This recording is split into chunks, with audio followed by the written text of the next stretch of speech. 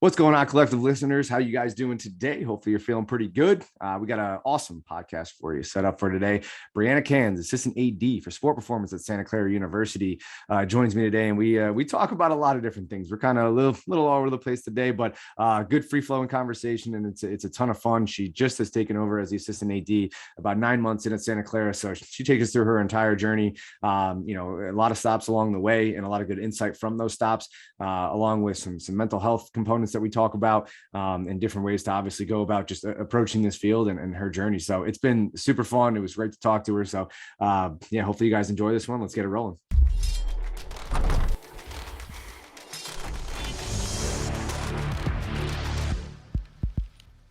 What's going on, collective listeners? Welcome back to another episode of the Samson Strength Coach Collective podcast. I'm here with Brianna Kanz, Bree Kanz. She got the smirk on her face, kind of making me laugh, making me nervous over here. Assistant AD for sport performance. Yeah, the government name. Assistant AD for sport performance at Santa Clara University. So we've already chatted a decent bit. We probably should have got some of that on record, but I figured might as well start it now. So we are officially recording. Welcome, Bree. We appreciate you hopping on. I know we've been trying to get this in the works for a little bit, and obviously you're out on the West Coast and I'm on the East Coast. So I appreciate you being flexible and making this happen. I think it's probably like 4:30 in the morning over there. Nah, I'm kidding. It was like 7:30, 7:40, something like that. But yeah, welcome. So would love to just kind of hear from you. Tell us your story. Tell us a little bit about yourself. Everything from, where you're from and, obviously back in Ohio and all that kind of stuff, how this whole thing got started. And tell us what you did this morning for your workout with the grounding and all that stuff. Man, you start there? That's where we're going today. Yeah, Oh, we're going to listen, just a kid from Akron out here, born and raised in Ohio. Okay, LeBron. Yeah. LeBron and I are one of the same. He's Absolutely. out in California. I think he followed me truly. I think so. Yeah. We'll leave that up for debate. You took your talents to California and he followed suit. For sure. He knew it. Yeah. No, man. Yeah. So what got me out here wild? I mean, really, truly though, I did start my journey at Akron University. I was a GA there. I worked with a few teams, got a lot of experience. And then, everyone talks about like that first job out of college after being a GA, right? The resources are limited. You're just trying to get your foot in the door. And right. Everyone said, keep your shit in the car too. Sorry, I'm not allowed to swear. I'm sorry. Oh, you're good. You're good. Yeah, no problem. Yeah, no, we're all adults here. Sort of, not really, but like, we pretend to be at least. Yeah. Okay, I'll try to keep it as PG as possible. But no, so my first job was at the University of Mary Washington, a very small D3 school in Fredericksburg, Virginia. I think I heard of that. Yeah. Yeah. Have you? Okay. Wild. I think so. Yeah. So many teams. I was there for 3 months. I was like, I wanted to get out. I knew that I wasn't going to be there for long, but I knew that like it was the opportunity to get my foot in the door. And then from there, I knew that I would be flexible and like able to adapt. But I did not unpack my car. I lived in a dorm room with the athletes because like they were like, oh, we'll pay for your room and board. And I'm like, solid, thinking I'm going to have like a fresh apartment outside of campus. No, I lived on campus and I was, just a nice little walk across the bridge to the weight room. Really not a bad setup, but like I lived with athletes, right? So you're like, you legit like had like, well, did you at least have like your own dorm, or was it like you're like sharing a dorm with like athletes? Oh no, I shared a dorm with another GA or like, okay, all right, yeah. I don't even know what his title was. I think he was like a lacrosse coach or something like that. But yeah, so we had separate bedrooms, like common area, right? Sure, yeah, okay. Wild. I would run into my athletes. Yeah. And they're like, Bree, what are you doing? I'm like, just getting groceries. Yeah. What's like in your there's bag? absolutely no reprieve from the job. Like you go home and your athletes are there still asking you questions about like how many sets and reps were they supposed to hit. Yeah, exactly. Bree, what should I be doing here? I'm like, I see them going out. I'm like, put my head down. I'm like, just head down, walk to the door. Just walk to the door. That is wild. And yeah, so I knew that I like obviously did not want to be in that situation for long, but knew that it was like a stepping stone in the right direction. And then I was there for 3 months. My homie Don Day, I think that you oh yeah, he's the one that put me on you. He was like, okay, you got Bree. I was like, all right, yeah, we'll definitely get Bree on here then. Yeah, shout out to him. Like him and I met in Akron. But he's the homie, and like he is like probably the first person that like taught me that relationships, and it's like about who you know, right? It's like not, I mean, it's about what you know, but like truly it's about who you know in order to get like that job, right? Yeah. And he kind of, I think he was at Buffalo at the time. And so I had an interview at Buffalo. And then I also had an interview at Rice University in Texas. Oh, okay. Went out to Buffalo and I knew that it would be a good opportunity. I could see myself there. Went out to Rice and I'm like, this scares the shit out of me. And in that moment, I knew I needed to do that. Right. So, interesting. Right. Cause I was like, I've never been to Texas. Yeah. Like, why would I stay in the Midwest? I was like, I might as well just take a leap and just see where it kind of goes from there. And how old are you at that time? Oh shit, man. How old am I now is the better question. Yeah, I mean, because I gotta imagine that like being able to make that decision of chasing something that scares you is not something that a lot of like young people like have the like wherewithal to do, right? Like typically, like, like maybe something like in your late 20s, you're kind of like, hey, like you start to understand that it's important to chase those things. But I feel like in my like early 20s, I mean, I feel like I've like my growth is like super like delayed. I feel like I've grown up so much slower than like everybody else. You know what I mean? So I feel like I've taken leaps. So we're like, I feel like, I mean, I think I was 23. If I'm being honest, that's impressive. That's what I figured. I figured you'd be like, like early 20s, right? Yeah. Very early 20s. I don't know why I did that. That's psycho, right? Like that's crazy, but I did it. It's the right move. It's brave. You know what I mean? I didn't make that move until I was 26. I think that's kind of what I meant. Like that was when like I went down to Alabama because I was like, this is like nuts and this is like scary and this is like not like I had like a setup like right next to my home, and then I was like, you can take that or you can go down to Alabama and do something that's like gonna really challenge almost like everything that you've ever seen, believed, and taught, and all that kind of stuff. So so kudos to you for doing that. Like that's I guess it's good. Like we have that on the podcast, not for any like young people listening. Like, hey, like as long as the situation's right, obviously, if it's a good situation, if you feel like it's a place you're gonna grow. But you know, if it doesn't, growing doesn't necessarily mean that it's just like the right situation, right? Like, I mean, and it was completely the right fit. Rick Crash, I don't know if he's still there or not, but like huge mentor and like just a super smart dude, but just made it so fun to learn about it, right? Like so intelligent, but knew how to like talk to me in a way that like I wanted to learn more about it. And like just, he had these like wild stories that would just like reel me in. And I'm like, just tell me more. And it was a great opportunity. I mean, it was definitely the right fit. And like, you'll know when you go into a situation if it's for you or not. And I'm a big believer of just like kind of trusting your gut and going with it. And and like you said, like I wanted to move away from home.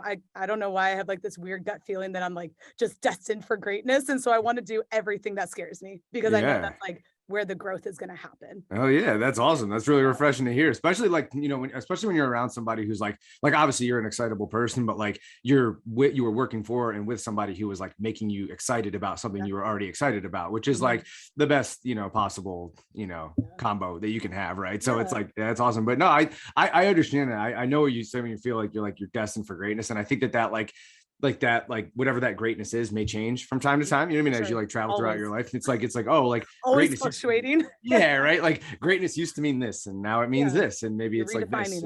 It changes. I wouldn't say it changes like constantly, but I feel like once you get to like in your 20s, I feel like it does. You know what I mean? Like, it's always changing. So, but yeah, sorry, keep going. Yeah. No, you're good. And then, well, also I was gonna say like for young listeners out there, like to be excited about something and like learning something new is so huge when you're first starting out. I mean, yes, we should be like a continuous learner of like everything we do, right? But like at a young age, when you have a mentor that is excited to help you grow, it was huge in terms of like my continuing education. When you're stopped, like immediately when you're out of school and you're like, fuck these books, like, oh, sorry. But like when you're just like over the books, over reading for like a grade, like, and to actually be able to practically apply something and be excited about that is like huge.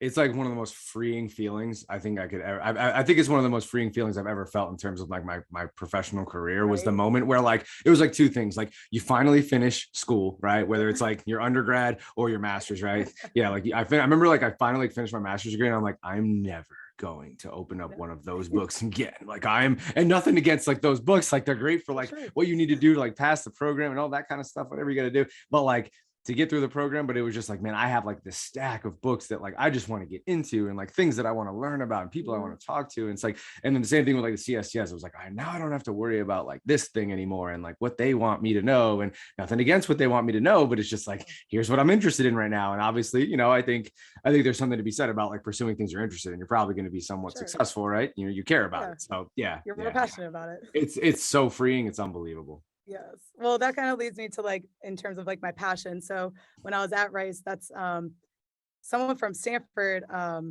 why my coach Hans went to Rice University for football, and he was like, "Hey, there's a women's soccer position open," and like women's soccer is, has like always been my passion. I played soccer growing up, played at University of Akron. It's just something, because I've had 7 knee surgeries, I want to mitigate all those injuries from my fellow soccer players. 7 knee surgeries. Oh my God. So you played soccer high school and college, or just high school? Yes. No, college as well. I played at University of Akron. Oh, that's sick. And did you play other sports in high school as well, or just soccer? I had to pick because my first surgery was freshman year of high school. I did play basketball, but the doctor, by the time basketball season came around, I think I had 2 knee surgeries under my belt. And so he was like, you have to pick which sport, like all this agility is not going to be great. Yeah.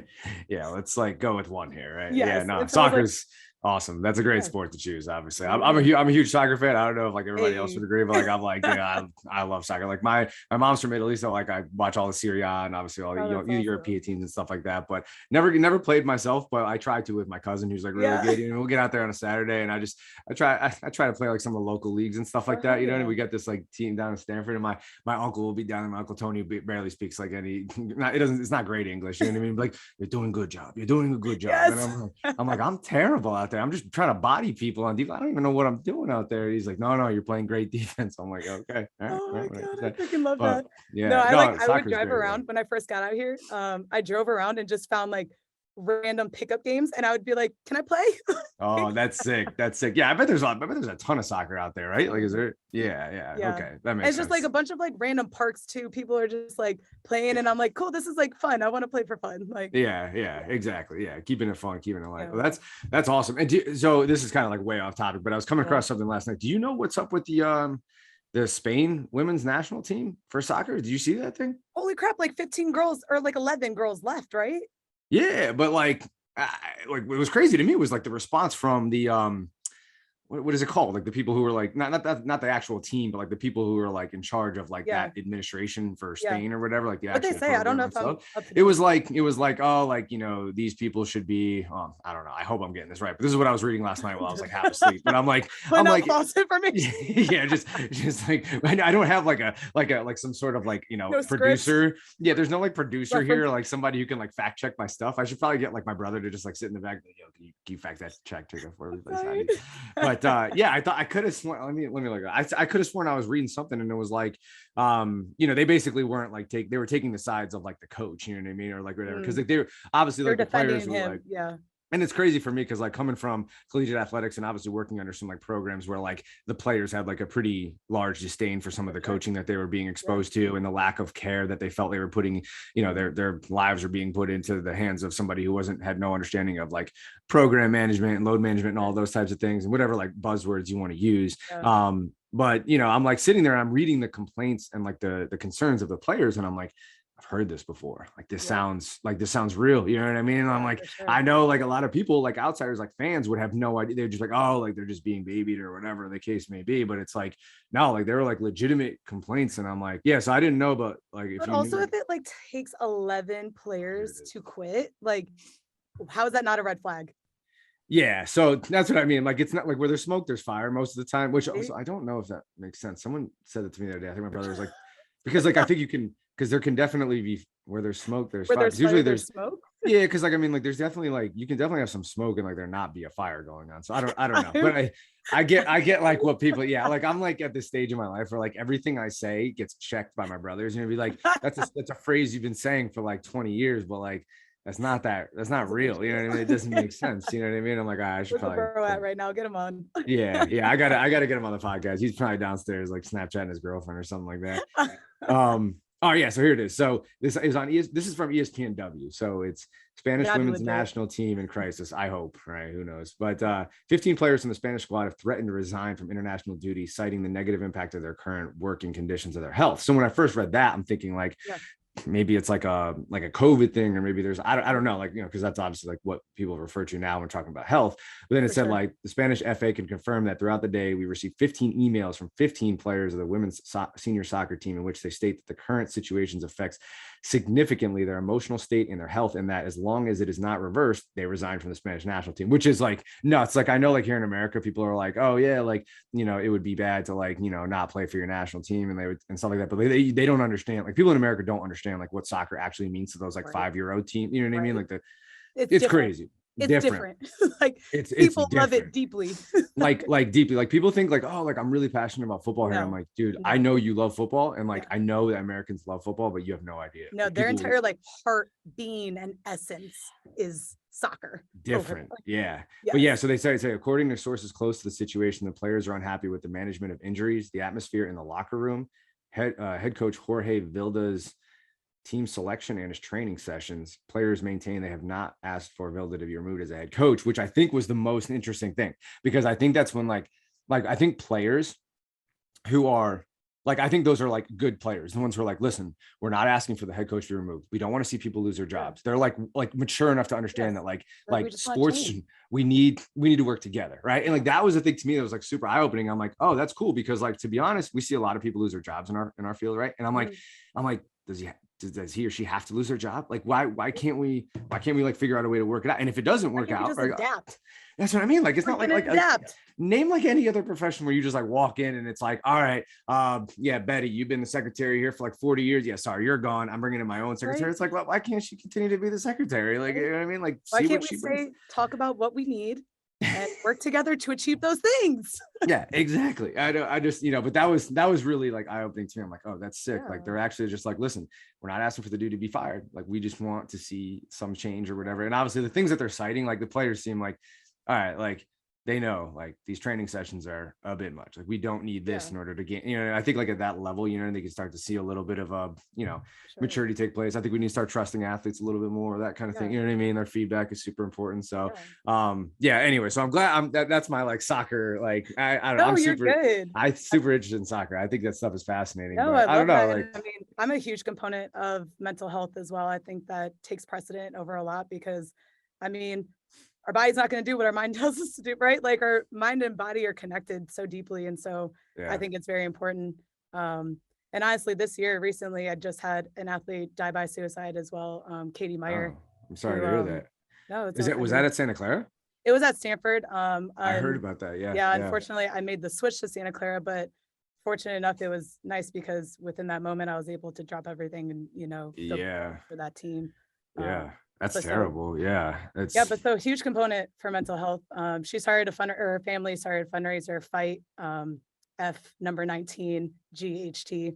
And so that's a really good. We'll have to put that in the show notes then. What's what's that again? F19. Yeah, so the Instagram account is called Katie Saves. Okay. I'll look it up right now for you so you can get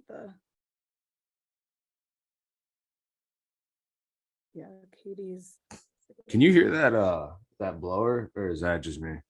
Oh no, I was gonna ask if you could hear the music downstairs. Oh no, all right, we're good. Yeah, because like these headphones can pick up things that are like going on down the street. Oh, you're fine. No, they're bumping downstairs. Yeah. Okay. So it's Katie Saves. KATIESSAVE. Katie Saves. Okay. We'll get that in the show notes for sure. And that'd be great. Yeah, no, it's a legit thing. I mean, obviously it always has been. And I think like, as we start to like kind of progress through like athletics a little bit more, we start to see like, oh, like, you know, we think we're like providing like all of these like things to the athletes. So like, we must be putting them in good hands. And I don't doubt like the goodwill, like nature of the people who are trying to help the athletes. I understand that, but I think that like things, right, when you're like really truly battling through something, like things don't mean anything, right? Like resources, you know, it's like you need to legitimately like address that. And, you know, I think my buddy the other day was saying, he was like, I don't understand, like people sign up to work with personal trainers who will train them physically. Like, what's the problem with someone who's completely, and then they may do that even when they're in really good shape. They just want someone to obviously guide them, and they'll seek out a professional for that. Like, what will be the difference between that and then obviously training your mind through going through some sort of therapy and just having somebody who to talk to? And I think that it's something that we could definitely raise more awareness on. I don't know if you have any thoughts on that. Obviously, you're more than welcome to kind of touch on it. I don't know. Like, I have zero answers on that front because I don't know, like, you know what I mean? It's like, I'm not a therapist. I don't know like what to do other than like helping and talking. But there's been some people on the podcast who've kind of like tried to do that, some of that stuff with their programming, you know what I mean? And try to like bring it to light more. But yeah. What are your thoughts on that? Yeah, no. So the Katie Saves is, it's like kind of what they're doing is trying to provide like an advocate or someone that is that person that they can go and talk to that they trust. And like, so if shit goes wrong at school or something's going down and like you just need like a safe space to like talk to someone, that's like what they're trying to provide, like for like people in universities, especially college student athletes. I think it's just a different level of intensity, and it's a different different type of stressors when you got a whole other like sport involved and like athletics. And so I think it's just trying to provide a space for someone to know that you have a safe space to come and talk to someone that can be an advocate for you or help you like kind of sift through whatever you're going through. Yeah. Okay. No, that's awesome. That's huge. It's funny because I feel like there's times where I'm like, all right, so if we provide someone for anybody who's struggling to talk to, right? But it's like a lot of times it can be deeper than that, obviously. And like, depression, anxiety, and these are things that like I probably have no business like talking about, but I understand that they're very serious and like they're, what I mean? And I just think all I know is like when I think back to like the state of mind that I had when I was like, 17, 18, 19, 20 years old, right? Which would be the time that typically most student athletes are in college, which is typically like 18 to 22. Yeah. I don't know what, you know what I mean? Like that's a large chunk to take on if you are actually struggling with something, right? Like it's a large enough chunk to take on where it's like, hey, like I'm already kind of going through these like growing pains where I'm like a little unsure of like who I am. I'm kind of figuring it out at the same time. But am I figuring it out though? Yeah, right. It's like you're still kind of identifying through like being an athlete, right? Like, and that was my thing. Like I didn't play sports in college. I wanted to, didn't work out, right? So like after like high school, I was like, well, who am I? So the first couple of years of college is when I kind of went through that phase where I'm like, and I don't want to call it like a phase, and like I don't know like the proper words. So I don't mean to like undermine it. Yeah, like you're just like, I don't know who I am, and I'm doing stupid ass shit. You know what I mean? Like you're doing really dumb stuff, and like you're like, this is not me, but like I have no direction really. I'm just like a student. I just go to this college, right? But like, so I think it's like it can like help if you have like the sport aspect there, but at the same time, it can also be like, well, it's like a massive stressor, especially like if you're playing like a major sport at a major Division I school or Division II, whatever it is.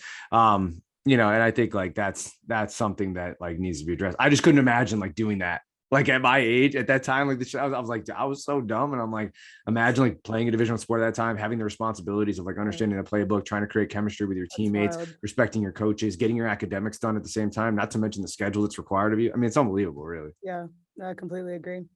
Yeah, I don't know how we got here, a wild rabbit hole that we just went down. We just went down it. We went there. But it's good. Like I'm glad though. I'm glad we brought up. I brought up the women's soccer thing because then it brought us to obviously Katie Saves. So yeah, we'll definitely get that stuff in the show notes. And obviously anybody who is listening, you know what I mean, and who obviously is struggling with anything like that. Like the only advice that I have is obviously please like seek professional help. Like do not try to like, push stuff down and, just sweep things under the rug. Yeah. Like talk about it, like figure it out. Yeah. Like figure things out. Like we as humans, like we're really tough, but we're also like really vulnerable at the same time. So like, yeah, we're pretty soft. So like, we gotta like overcome some of these things, and we need other water. People. We can be like soft and hard, right? Yeah, exactly. Right. Like water can be like so soothing, and then it can be just an absolute force field of just like terribleness, you know what I mean? Depending on what it wants. So it's a violent clash for sure. That is kind of the human brain. I feel like it's just like nuts, but yeah, definitely.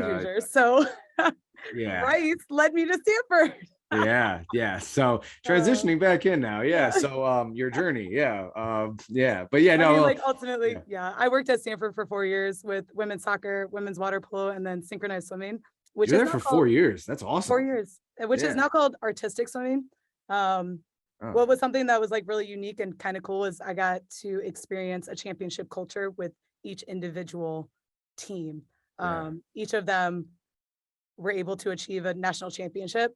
And so it was really, Sick. really cool to see how different cultures celebrated their success, and Really? each of it very unique to who they are and like as a team and as the head coaches. And that was a really cool experience. Really? Yeah. Yeah, And so, that is wild for you to be able to get like, oh, I mean, over the course of 4 years, but still, that's a short amount of time when you're thinking like, obviously, everybody's at different parts of their journey when it comes to the actual program itself. So, for sure. yeah, people like see all that. How did they differ in terms of like the way they viewed like success and whatnot? Yeah. I mean, it wasn't even like success. I mean, so it was really cool. So like women's soccer, we won it in San Jose, which is, like a 20-minute drive. So everyone's on the bus back, like, just Yeah, like such a cool moment, such a good feeling, like to just feel that energy of like all the hard work just paying off. Like some girl was yeah. like, Bree, my puck turned off. I'm like, it literally doesn't matter. Like, it doesn't matter. Like we just Yeah, freaking won the yeah. natty. Like that data, I'm not even looking at it later. Like It's shit. over. It doesn't matter. Um, Yeah. and like water polo was so cool. The coaches jumped into the pool. And the head coach brings together the team and the family for a dinner. So like regardless if they were going to win or not, they were still going to come together as a team and talk about the success of the season. Like whether or not Yeah. they won a national championship or not, they were still going to celebrate Yeah, their that's successes, wild. whatever that may be to them. And Yeah. they do a really beautiful thing where they like call each other out and like just talk about each other and like what they brought to the program and how they each contributed, which is like, Yeah. it's just like so beautiful. And like John Tanner's big thing, that's a head coach for women's water polo, is just like creating humans outside of athletics, outside of sport, which is obviously huge in terms of success. When you lose a sport and you're trying to figure out who you are and your identity, it's really cool that he tries to make steps in the right direction of helping you be successful outside of your sport. Yeah. Yeah. That's And then huge. synchronized That's awesome. swimming, artistic swimming now. Yeah. What is It, that? Why is it artistic swimming? so I don't know. I think it was like that. I don't know who changed it. Like Yeah. Like what? someone decided Artistic. that the name is artistic I mean, swimming. it sounds good. Like it makes Yeah. sense. Like, I I mean, it mean, it sounds like makes it's sense. something. It's Yeah. art in the water. It is Like, beautiful. Yeah. yeah. It's wild stuff. Oh my. It's like, there are certain things that I see that I'm like, that's so unfathomable to me that I'm like, I couldn't even like, I don't even want to try to understand it because it would be Yeah. overwhelming. You know what I mean? But yeah, it's nuts. It's crazy They stuff. do this wild thing where they like go upside down and they like twirl their feet as they go underneath water. How? I'm literally standing on the pool deck shook. I'm like, what is happening? And they're like, I can barely swim. It was a bring your friend to synchro day. I participated, but I was drowning the entire time. That's not a friend. That's not a friend who brought you. They weren't looking out for you that day. I'm like, can I get a floaty? Yeah, I know, right? Like No. give me something to hang out with me, some They're like, swimmies do or this something thing. like that. You go up on your back and you kick your leg up like this, like it's an L. And I was like, okay. Hell, I don't know. Yeah, like I can barely swim. Like I try to swim. I love swimming. I get in the pool every day, but it's like I'm like, dude, I look like I just look lost. Like it's like, dude, is this like I think there's like some people who are just like, hey, like, is he swimming? Is he drowning? Does he need help? Like, what do we do? Yeah, you know what I mean? It's just, but the synchronized swimming experience, especially like the synchronized, is dive included in that? Like synchronized dive or whatever? No. It's just the swimming. Swim and dive are separate, and then it's like synchronized swimming, artistic swimming. Yeah. And so they would have like, so there's like dive where you're just like diving alone, but then there's like the dive where it's like two people going at the same time. Oh, I right? understand. We did not have that at Stanford. Oh, okay. But that is in the Olympics. That's in the Olympics. Yeah, that's where I've seen that. Yeah, yeah. Well, That's the that stuff is nuts. Like it's insane. Yeah, no, it's unbelievable. That like most of the things I see in the Olympics are pretty nuts. I still think women's volleyball is really like unfathomable to me. Like I don't understand how anybody's trying to get in the way of a ball that's absolutely getting smoked, like smoked. Why like are you putting your body out there? I'm talking like some of the like I don't know like what the speeds are that those balls are moving, but I don't. I would love to know though. Like I know that they would hurt. Like they would hurt my forearms. Yeah, dude. Like that was like that. They get hit like right here. You're like, oh. Not interested. They're also like really tall, so there's like a ton of just like the leverages and the way I'm just like this is just not a good. I'm like 5'8" on a good day. Like when I got my boots on, you know what I mean. I'm like this would just be. It would just be like really really bad situation. You got shoes on. Yeah, exactly. Yeah, I count 5'8" on like all my like identifications or whatever, just because I try to wear my boots and stuff like that. You know what I mean? I'm like, I just throw some boots on. If you have Tim's or like some Ariats on, you're probably like maybe 5'8". I don't know, but yeah. So That's why I just stay in my Tims. I'm like 5'7" at that point. Yeah, exactly. Yeah, exactly. I'm just trying to avoid embarrassment everywhere I go all day. You know what I mean? Appreciate the honesty though. Yeah, no, it's yes. For everybody who's all the girls who see my dating profile, they're like, oh, so this dude's not actually 5'8". Yeah. Okay. Yeah. Swipe left for sure on that one. Yeah, no doubt. Although I doubt any of them would probably listen to this podcast. Hopefully not. Hopefully not. Like personality counts or something. Yeah, right. Yeah. He's a nice guy. He's a nice guy. You know, he's got a good personality, good, good heart, but, and so was there a fourth sport or was it 3 sports that won the championship? Okay. All right. Yeah. That's awesome. That's sick. That's cool. And I like we're having dinner no matter what thing, you know what I mean? And we're just going to talk about, we're going to wrap this because I do think it's like, all right, so what happens if you lose in that situation? And in my mind, I think like the fact that the dinner was already planned kind of shows like, hey, like, this is more than just like I don't want to say it's like winning and losing doesn't matter, because it does, like it shows, like there's definitely like it does, like what else are we doing there, right? But at the same time, it's like I feel like it's a good like symbolism to the athletes that like, hey, like this is just like an avenue that we've chosen to try and make you a better human being. Like this is what we're doing. We're using sport to do that, right? So no, I think that's awesome. That's pretty cool. I feel like it's a way that's like we win and we lose together. Like, so no matter what, we're together and we're in it together. So I feel like that's pretty awesome that he was able to do that. Togetherness. Absolutely. Yes. Yeah. Sure. I think that's I'm going to put that in the show notes. Togetherness. Talk about what I like that word. Yeah. All right. So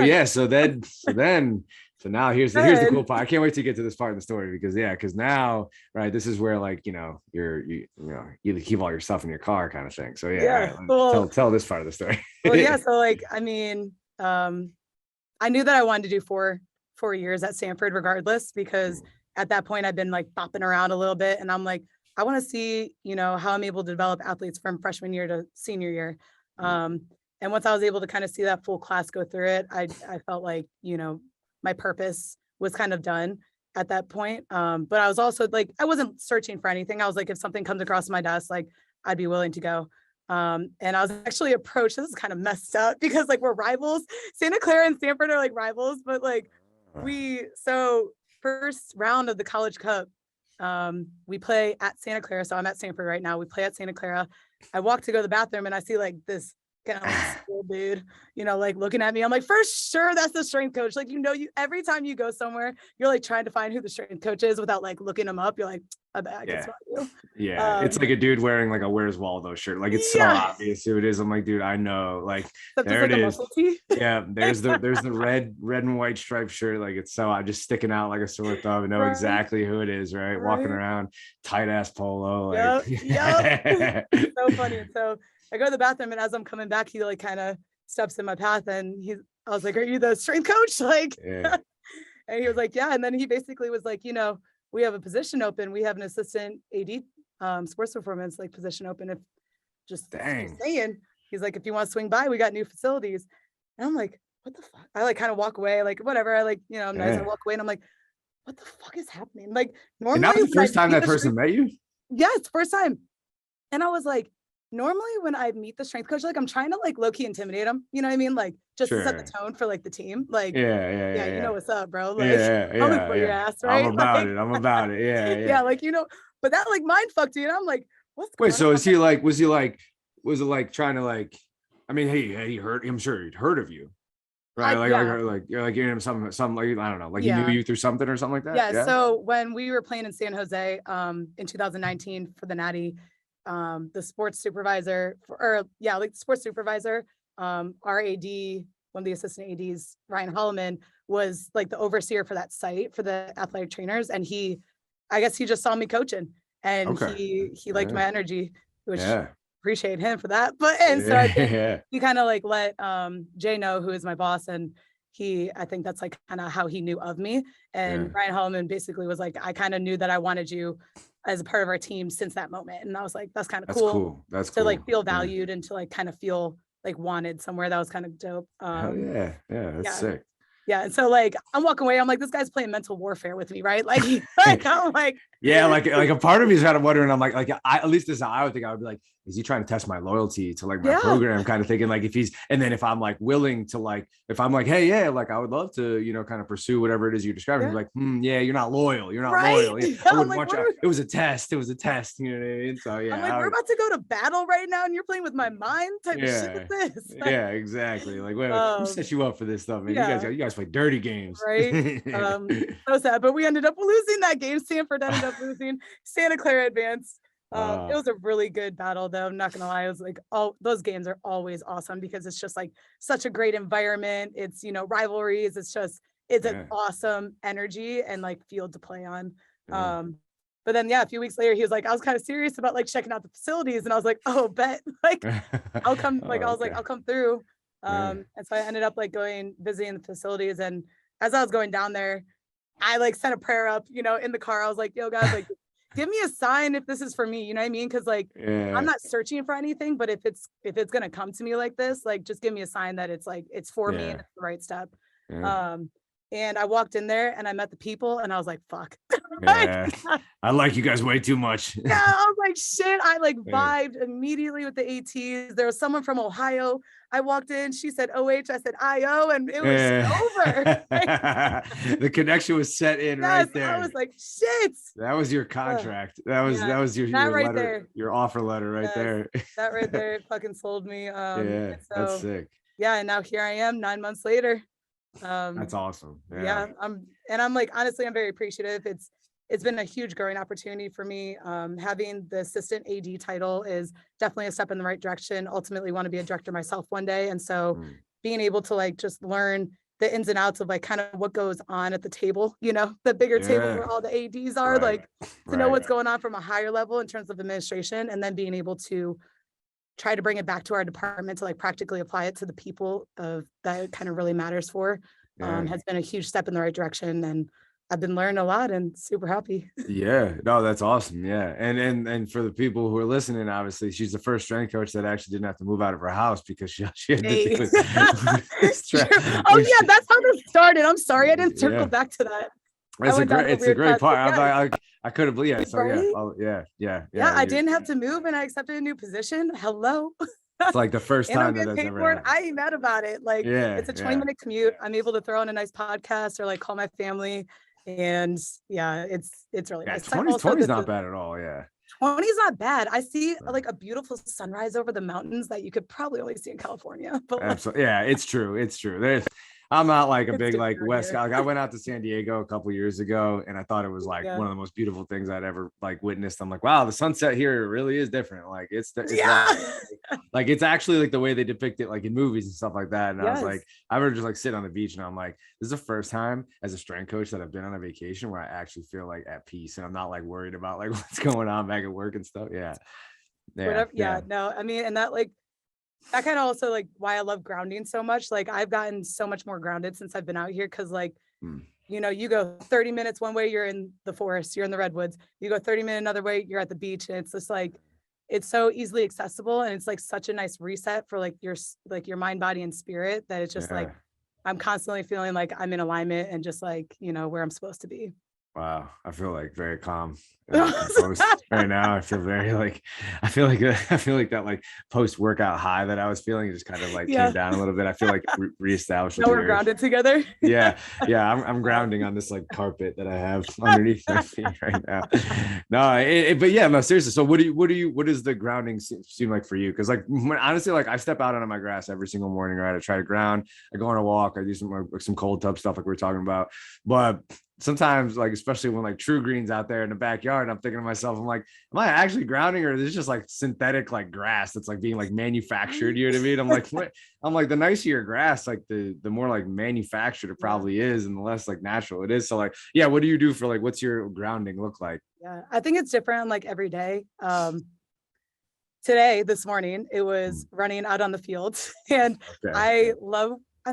listen, the only way you're actually going to find peace is like getting up before everyone else. So like I wake my ass up at the ass crack of dawn, and I just like went out to the field, took my shoes off and started running. And like when I first wake up, I just kind of need to get into it. And so I'm like running, right? So I'm not actually grounded in that moment, but I'm like kind of trying to bring myself back down. And after my workout, I just laid in the middle of the field, and it's like it's kind of damp because it's morning. Yeah. And I literally just like lay down and I'm like, wow. Yeah. Like, do you know what I mean? It's just like Oh yeah. deep breath where you just feel like you're sinking into the earth. Yeah, that like coming back down. I've actually been doing some yoga lately with Stop, me too. Yeah, Oh, like tell me about yours. Well, so like I like yoga, and I know that there's benefits to it, but like most meatheads, right? It's like you think you do yoga, right? But you don't actually do. Like just like I say, I do like shoulder rehab for my shoulder and stuff. Like my shoulder rehab is like going and hitting like some wrist curls. You know what I mean? It's like it's not. I'm not like doing like shoulder. I end up in like a shed doing pull-ups. I'm like, this is not helping my shoulder. Like, what is this? You know what I mean? So like, I feel good.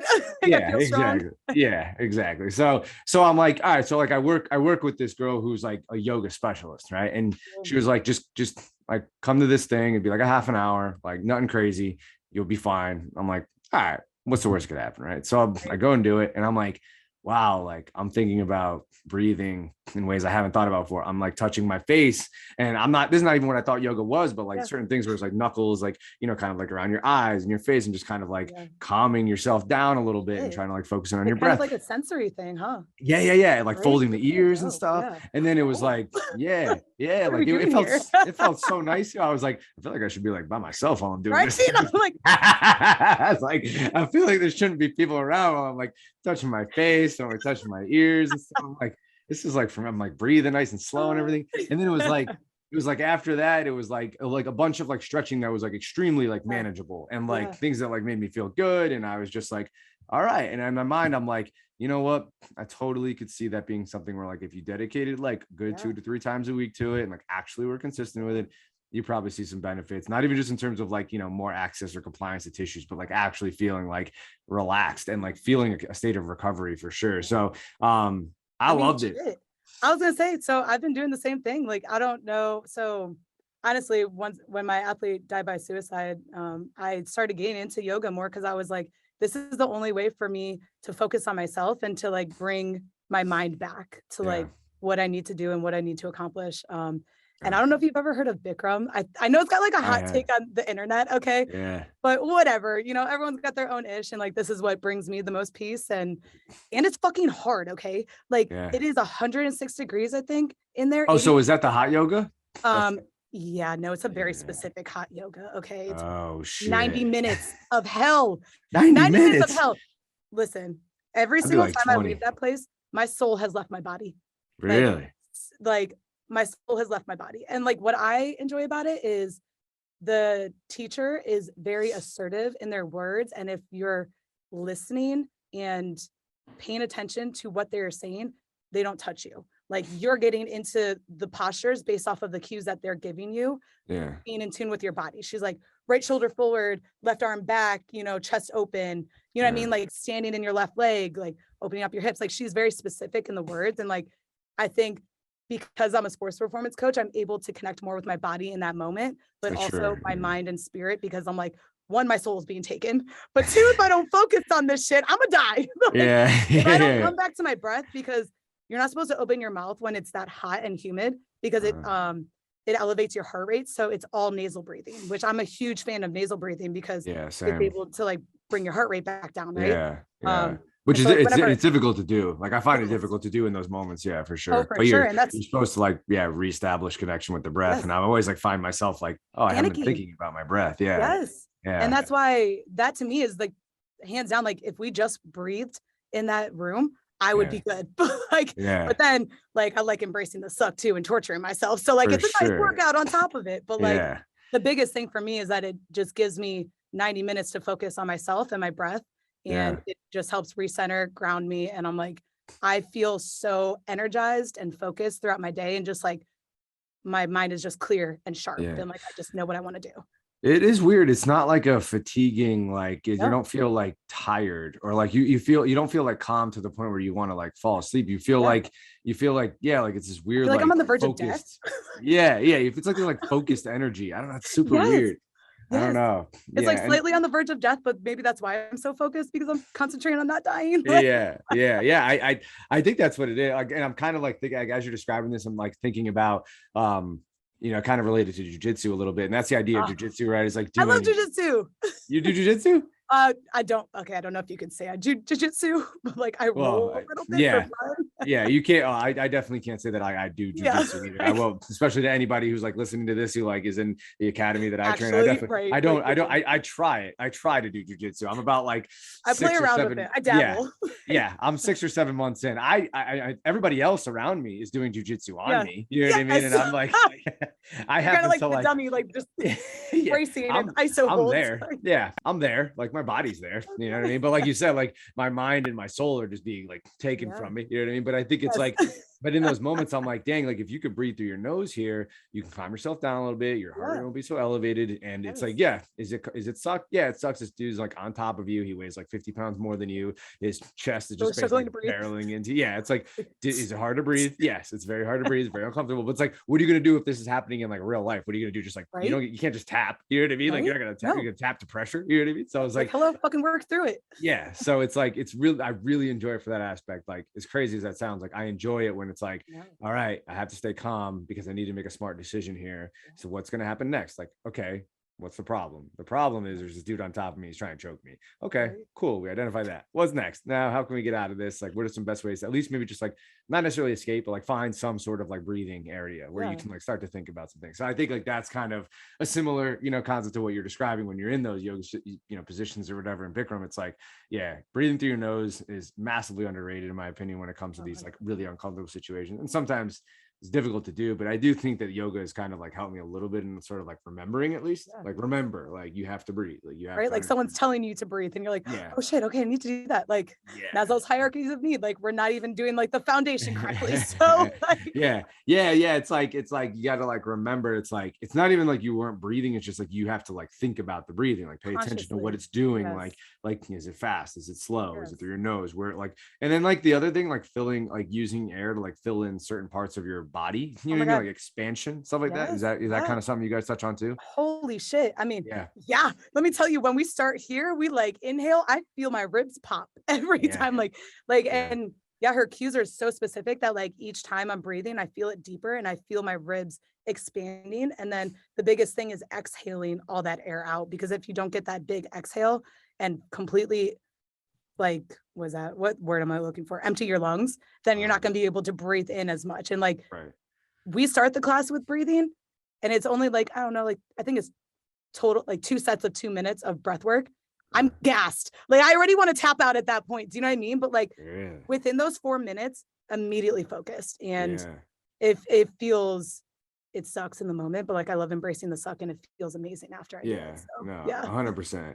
Yeah. I think the breathing into like certain parts of your body was interesting to me. Like, it's different. I just think breath is so underrated. Like I'm serious, like Maslow hierarchies of needs, like people can't breathe, like we need to eat more, we need to sleep, we need to drink water, like we just need to do the foundations correctly before we can build on anything. And that's so like, true. We're all trying to do like crazy ass shit, and it's like like no one's getting 8 hours of sleep or whatever it may be for you. Like I think like I know like a lot of it's like hour and a half cycles now and stuff like that. So it's like 7.5 or 9. If you can't get 7.5, either like wait to go to bed or whatever and just get like 5 or some shit like that. It's like it's just like all like the cycles. Sometimes I like wake up at the end of a cycle and you feel like pretty like, but it's like no one's like truly getting like the sleep that they need. Most people like probably aren't eating the way that they are supposed to. I'm hydrating on coffee, so there's that. Like, you're right, exactly. Like everybody's just kind of like there's water in coffee, right?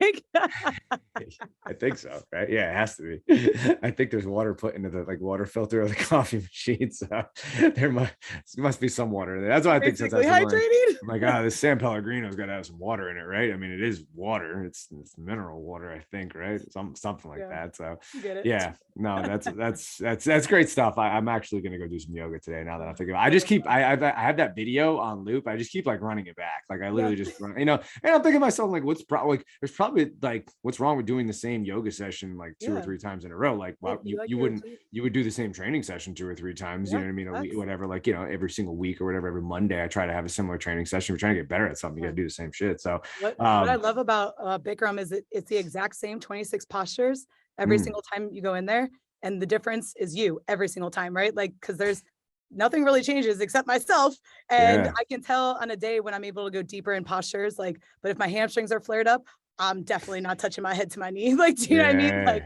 and yeah, and that's what I love, because for me, it's always like a solid body check. Like, it's always like a solid check of like within myself, like, where am I at today? Yeah, for sure. I think it's super valuable. Like I said, if you want to get better at something, like you need to do it more and more. Like you said, the limiting factor in that situation is going to be you, because if it's the same 26 movements. I mean, just like the weights, but just like weights, right? 30 pounds is always going to be freaking 30 pounds. Yeah. Sometimes feels like 100 pounds, but yeah, it's some of those days. I tried to row 90. I hit 90. Don't get me wrong, on my left. My right cannot pick it up. And I had to get straps. I was like, no, this bitch is going up regardless. Yeah. Like some of those, like, like those days where you get downstairs and you're like, damn, my warm-up feels like my work set. It's not gonna be when good. The warm-up feels like a work set, that's when you know. You're like, today's just gonna be a day. You're like, oh, like, I wonder what the inside of my body must actually feel like then. Like, what's going on with my nervous system? Like, what does that look like? Because I know it's not giving me much. So like it must be. That's okay. Yeah, that's why I got that about today. Like I was deadlifting. I'm like, damn, like this shit feels heavy. And I'm like, what does that mean? Like, what does it actually mean? Like, what does that look like when like my CNS is just like, nah, I'm not giving you much today. Like, I'm fried, buddy. That's enough. You know what I mean? So yesterday I had the polar opposite feeling. I was like warming up and I felt super springy. I'm like, ooh. I'm like, yo, let me get on the force plates real quick. I was like, hey, coach. I was like, come get my reps real quick. I did one and I was like, ooh, I landed on my left. I was like, hold up, I got one more in me, right? I was like, and then I like fucking get up there. I could probably never hit that again. But then my coworkers come over and they're like, let me hit a rep. And he goes up, he tries to hit full set, not much.